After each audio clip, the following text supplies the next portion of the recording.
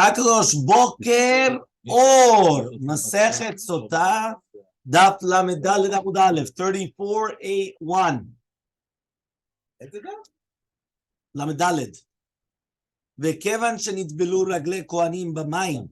Once the feet of the kohanim got to the once they got to the water of the Yarden, chazru hamayim lachorehem. All of a sudden, they started moving away, right? And what happened? It became a wall. That means you had another kriyat yamsuf. Shneimar uchvo nosei Aaron ad Yarden. When the ones that were carrying the Aaron came to the Yarden, ragle kohanim nitbelu b'tzei hamayim. It became like a. So one second, how up did it go? When we're talking about that it became like a wall, right? In going up, how far up did it go? So answers the Gemara, 12 mil al 12 mil keneged machane Yisrael. It went upwards like a wall, became like a wall upwards, 12 mil by 12 mil, keneged machane Yisrael. These are the words of Rabbi Yehuda. So Amalo Rabbi Elazar ben Shimon says Rabbi Elazar ben Shimon, Lidvarecha, according to your words, when we're coming and we're saying according to your words, right? He comes and he says, Adam kal o mayim kalim. What's lighter? Right? Is it, meaning what's quicker? Is it a human being or is it water? I would say water is quicker. And if so, so he says, 1 second, it doesn't make sense then. If you're going to tell me, right, the water only went up 12 mil, and then again it started going, it started continuing. So therefore it's going to come, it's going to be shotef, all of Klal Yisrael. Right? Why? Because it would have gone such a orech machane Yisrael in order to walk that entire distance, and then it would have come back. So what's going on then? Ela b'rather melamed shayu mayim nigdashin ve'olim kipin al gabe kipin.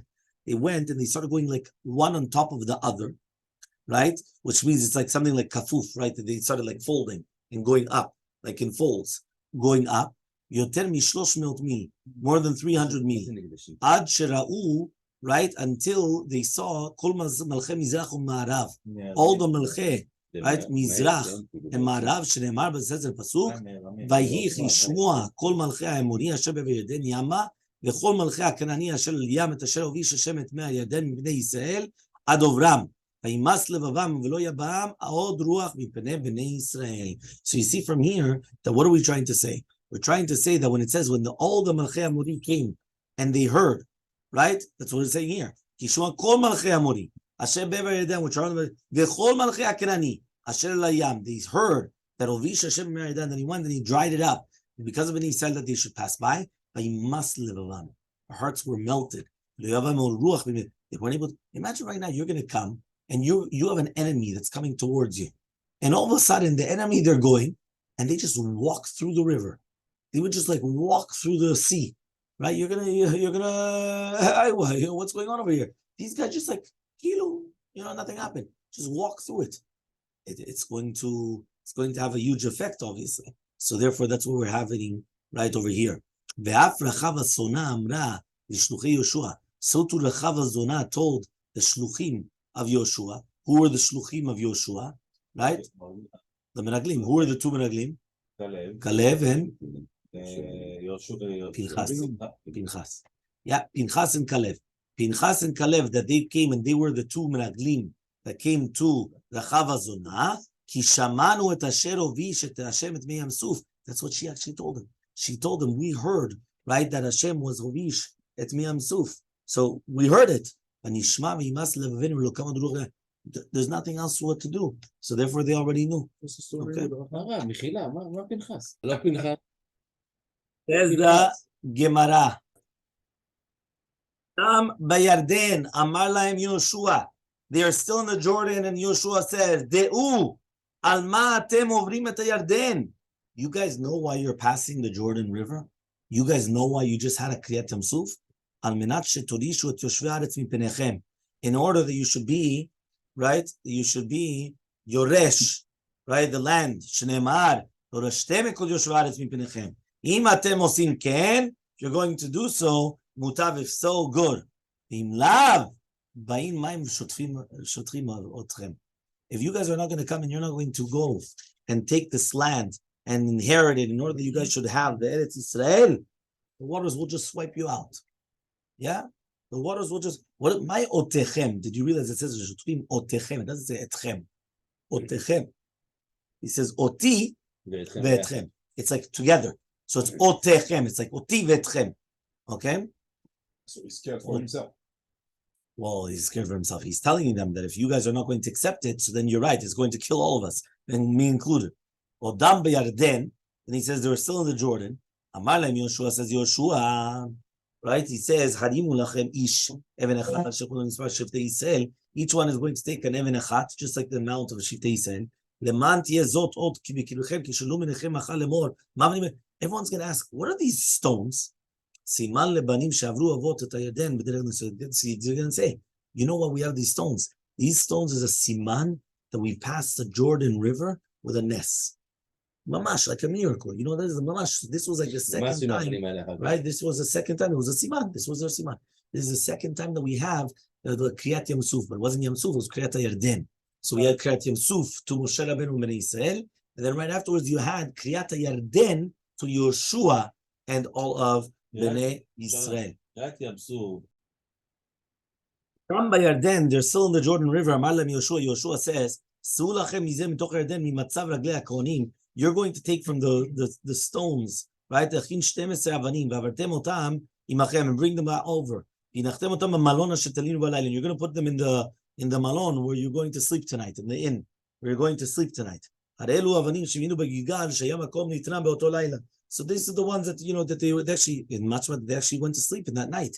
They're going to take these stones to every single. Imagine you're going from one hotel to another hotel, and every single one you're putting these stones.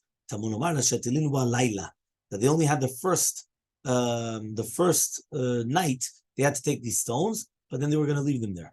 So Amar Rabbi Yehuda says of Yehuda,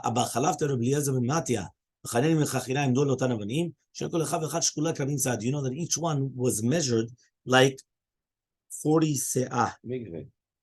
Yeah, he says over here, right? Okay, is it the mishkal? Is it the masui? Okay, there's a whole question here about exactly what are we talking about? Okay. Is that the rocks from? We have a masoret. The teuna de madle inish the katfe. Yeah, he says over here that the person comes and he's able to carry it on himself. Tilta de tuneave is a shlish, right, of me'amasash v'chuto laset. Right, when somebody comes and he puts it onto his back. Okay, that means masash adam atzmo magbi al ketefo velo siyua is shlish me'amasash v'chuto laset. Oh wow, meaning like this. If you come and you pick something on your back, let's say you pick up on your back by yourself 20 kilos. Yeah? It's a lot, no? Yeah? 20 kilos. Yeah? So, what's right? It's like a luggage is 23 kilos. Just imagine, right? He's putting a luggage on his shoulder. If he does that by himself without any help, so it says here, so then that's really behemet 1/3 of what he could really carry if somebody else puts it onto him. Meaning, if you could pick it up by yourself, right? The difficulty of you picking it up and doing it yourself, whatever that you do, that's 1/3 of what you could really carry. Because if somebody else comes and puts it on top of you, if you could do it by yourself, you could do 20, so then you could do 60. That's what the Gemara says. It's a masoret. Huh? Makes sense. Yeah, okay. Mikan ata mechashev laeshkol. So now we understand the mishkal of the avanim that they actually carry. Because you could actually say what there was the mishkal also, the eshkol anavim, that the menaglim brought back. Because every single eshkol, right, they had to have 8 people carry an eshkol anavim, right? And they were helping each other. So if they were helping each other, imagine what type of grapes we're talking about, the cluster of grapes, right, that we're talking about. Okay, fine. Shneimar, but it says in a pasuk, vayisau v'amot b'shnayim, that they were carrying it with 2 people. From the fact that it's written Bamot, any Yodeh Shlishnayim, if it says that you're carrying it on this, like with this poles, I don't know the 2 people. So what do you mean Bamot Lishnayim? Ishne motot, with 2 motot. Amar Rabbi Yitzchak says Rabbi Yitzchak, Tartune, right? Tartune de Tartune. What does that mean? It's a masoi and a masoi shel masoi, which means that it was 2 motot, Magbilon nechatim al de arba nashim. So you had 4 people carrying each one 2 motot. And under those 2 motot, there was another 2 motot. right? Also with another Arba Anashim. is that Menashe? HaKeitzad, right? Yeah, there's going to be a picture. HaKeitzad, how is this exactly? Shmona Nasu Eshkol, there were 8 people, right? There were 8 people that they were actually carrying an Eshkol. Echad Naso, so that means one more time, there's 12 spies, correct? 12 spies. So 8 people came and they carried the Eshkol, 8 people. One person came, right, and he carried a rimon, right, a pomegranate. So you need one person to carry a pomegranate. Yeah, one of them carried a te'ana, a fig, right? Yoshua ve'Kalev lo nasu klum. And Yoshua ve'Kalev didn't carry anything. So it was only really the 10 people who were carrying it. Because Yoshua and Kalev purposely didn't bring back any fruit. So it was only what? It was only the 10 spies. So you have 8 spies taking the, here's according to Rabbi Chanan and Rashi. We're talking about the entire concept of how was the mot, because these are like the sticks. So you have 2 people, 2 people, 2 people, 2 people, they're carrying a cluster of grapes, right? And then you have here, according to Shitat Rashi, about how they were doing it, they were coming, they were carrying, right, the Eshkol. This is all the Eshkol Anavim. Okay, so you have 8 people coming, right? 8 people coming and carrying the Eshkol Anavim, 1 person carrying a rimon, and 1 person coming and carrying a te'ena. And Yoshua and Kalev didn't do anything. So if you want, you could answer Mishum de Chashive. He comes over here because there were Anashim Chashuvim. So that's why they didn't actually carry so much, because it wasn't their kavod, right? But not really be'emet they had to actually carry, they could have carried much more than that. If you want, you can answer He says there's 2 different things. Either because Yoshua and Kalev did not come and carry, because it wasn't their kavod. They were very important. They didn't want to start carrying these things. Or number 2, they didn't want to carry because they didn't want to become shutafim with the eitzah, right, of what it was, which means they didn't want this thing about, what's going on. No, we're not part of this deal. Right? You guys are going to come and start doing filthy tricks or whatever. We're not there. You understand? We're not, okay? All right. Next. Okay. Pligi ba Rabbi Yami Rabbi Yitzchak Nafcha. So it's machlok between Rabbi Yami and Yitzchak Nafcha. One of them says, according to Yehuda, that he says that it only went up 12 mil. Okay. So it means, again, according to Shitat Rabbi Yehuda, it wasn't 300 mil going up. It was 12 mil. So it's 12 kilometers going up. So that David likes much better because it makes much more sense with the mathematics. Okay. It doesn't have anything to do with the fact that it can go up 12. 34b. So then they actually went down the way that they were traveling, which is going to be 12 mil by 12 mil. But according to Rabbi Shimon, that it went up 300 mil, which was 300 kilometers upwards. So when Israel went through the Jordan River, right, one after another, right, but if they went like the way that the Chaniyatam, right, there's not enough water. Saying how much water could go up, right? One of them says Ben Umar, no, they went the way that they camped. But more savar adam kal, more savar mayim kalim. The machlok between them is who's quicker, right? Is it water that's quicker, or is it a human being that's quicker, right? And therefore, that's going to be the machloket between them. Fine. Now we're going to go, right? 1 second. What does it mean now? You're going to come and you're going to send people. So he says, which means send on your own accord. So says the Gemara, he says, what? Are you going to choose something bad for yourself? Why in the world would Moshe Rabbeinu come and send spies? They're going to be bad for us. I know the and that's what it says. It was good in my eyes. Amar Shakish says Shakish be'enai, it was good in my eyes to send the spies. But not in the eyes of HaKadosh Baruch Hu. And they're going to spy out the land. Do you know that the Meraglim, they only wanted to come and see the bad things of Eretz Yisrael. They don't want to see the good things. So you see from here that whenever it's written the shorish of lachpor, right? The shorish of lachpor comes from busha, right? So therefore, when it says v'yachperu, it means that they were looking for the genut of Eretz Yisrael. Ve'ele shemotam, these are the names. L'mater uven shemo ben zakur. Amar Yitzchak says Yitzchak, davar ze masoro v'yadenu me'avotenu. This we have a masoret. Hamraglim anshe ma'asem nikru. Their names were because of their actions. Ve'anu lo alta v'yadenu lecha. But we only know one. Setur b'Michael. What is Setur b'Michael? Shesatar ma'asav shel HaKadosh Baruch Hu. He went against the actions, contradicted the actions of HaKadosh Baruch Hu, and he's called Michael Shatzatzmot Mach, that he made himself Mach, which means, right, Ikilu HaKadosh Baruch Hu is weak. He's making Hashem weak, right? That's what he's making him Mach. Rabbi Yochanan says of Yochanan, Anu Afaranu, we could also add another one. Nachbi ben Vofsi. Who's Nachbi? Sheichbi dvarav shel HaKadosh Baruch Hu. He didn't say the actual words of HaKadosh Baruch Hu, he hid them. Vofsi, He was medaleg al midotav shekadosh baruch hu. He didn't say the way that they actually were. So they went up in the south and they went until Hebron. Right? They went up, plural. What does it mean vayavo? Lamed, it says Rava, Lamed shepiresh Kalev me'atzad raglim. Kalev separated, and he went to Hebron by himself. And why? He wanted to go to Kivrevot. And he said, Avotai, my forefathers, Bakshu alei rachamim, please ask for mercy, that I should be saved from the etzah of the meraglim. Says the Gemara, Yoshua. What about Yoshua? Why didn't he go to Hebron with Kalev? But because Moshe Rabbeinu rachamim. Moshe Rabbeinu already asked for mercy on him. What is Yoshua? Yah Yoshiacha. He added the Yod to make it Yod K, to say Yah Yoshiacha me'atzah meraglim, that Hashem should save you from the etzah meraglim. And that's what it means in the pasuk. That he had another ruach acheret. What does that mean? So much that only Kalev went, and when he went to Eskenan, he went and he separated himself right from the meraglim, because really technically Yoshua had already helped, because he already had the tefillah of Moshe Rabbeinu, but he himself already was separate.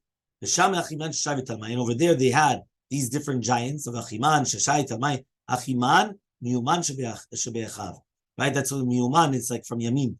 Right? Ach Yamin. Which means he was the Gibor, the strongest one out of everybody. Okay? Sheshai, Shemesim et ares kishchatot.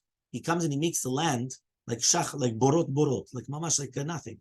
Right? That means basically every single time he used to step, he used to make like an imprint in the ground, because he was so Talmai, Shemesim et ares, he makes furrows when he starts walking. Davar acher, Achiman bana Anat. Right? Interesting. Achiman, he built the city of Anat. Sheshai built the city of Alash. Talmai built the city of Talbush. Yelidei Anak, Shemanikim Chama b'Kumatan. Because they were so tall, they made that the Chama looked, as if that they are the tachshit on top of the sun. Meaning they were so tall, they looked like giants. The Hebron Sheva Shanim Nivneta. What is Anas, Alush, Tabush? Anat. These are Sheva Shanim Nivneta. My Nivneta, what does it mean Nivneta? Ilema Nivneta Mamash. If it's going to be Nivneta Mamash, if Shar Adam Bone Bay Libno Katan Kodom Libno Gadol. I don't understand. You're going to tell me that Hebron was built before Tzon Mitzrayim. Does it make sense you're going to build something for your younger son than your older son? At the end of the day, both of them, Hebron and Tzon, were both built by Ham, the son of Noach, for his children. Hebron was built for Canaan, which was the smaller son, and Tzon was for Mitzrayim, which was the second son. So does it make sense that he's going to build something for the smaller son before building something for the older son? It was built, right, on 7 times of Tzon. What does that mean? It was 7 times more fertile than Tzon. That means Hebron was 7 times more fertile, better done. He says you should know there's no more stones than in Eretz Yisrael than Hebron. The Kavri Bashichve, right? That they used to come and used to be Kover Metim there. So he always used to come and bury people in Hebron. And look what it is that it's so fitting for what? For how do you call this?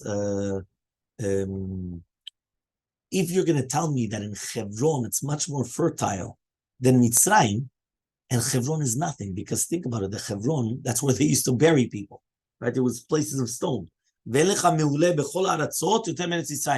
not going to be something which is going to be more meuleh than all the lands other than Mitzrayim. And Tzon is the best out of all that. So it means, think about it.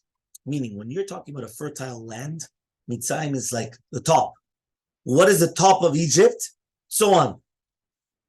And Hebron, which is in Eretz Yisrael, is 7 times greater and fertile than Tzon of Mitzrayim.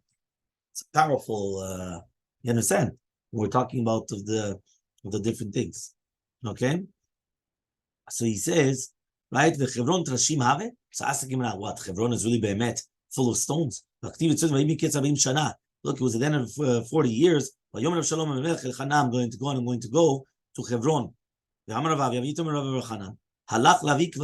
went and he brought sheep from Hebron. The Tanya, we learned in the Braita. What does that mean? Because there was a lot of big fat sheep. So he says, Elim, they come from Moab. But Kfasim, they come from Hebron. So it says over here, you see from here that Hebron, right? They used to have big kvasim shmenim, right? So it's mukach then that it was a very good pasture. It wasn't of stones. What are you telling me that Hebron is full of stones? It's a full of pasture. So it says the Gemara, Mina, right? From there, you could actually bring a raya, right? That you're bringing, right? The opposite. Meaning Hebron was a place of kvasim shemanim, is a raya that it didn't have adama tova for zriyah, because they used to have it for pasture just for the sheep, but it wasn't that they actually planted things. I did the kli shara because since it was so kalush, it was so because of all the stones and everything, it wasn't there, so they couldn't plant. And so avdaraya, so therefore they used to come, they used to have it for sheep, for like for the pasture, the shamen kinyana, and therefore the people that you buy over there is going to be very, very fat from over there.